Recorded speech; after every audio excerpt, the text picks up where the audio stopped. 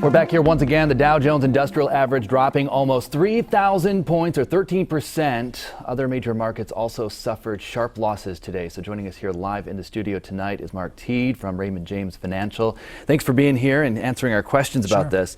This was a huge loss today. Yeah. Why today? What happened today to make that happen? Well, yesterday the Fed announced a new program, and I think the Fed really thought that this was going to calm the markets and everything would be hunky-dory, but it did the exact opposite. People panicked.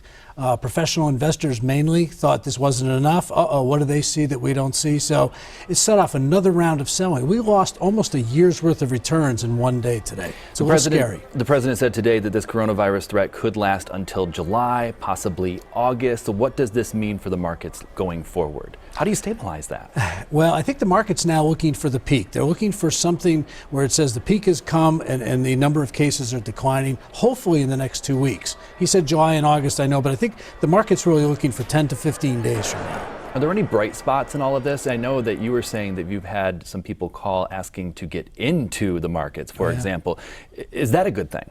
Definitely. This is a great buying opportunity for the long term, but there are some silver linings here. We have the lowest mortgage rates in history. We have oil prices that dropped 50% in the last month. So for consumers, you know, once the dust settles here and the virus moves on, this is going to be great news economically. We're worried about the markets a little bit. You know, what will recover? How much will it affect GDP? Will people be able to gather again for a while? So there's a lot of concerns, but for the short term, there's a silver lining for investors. All right. Mark Teed, thank you so much for coming on the program. Thank you, Don.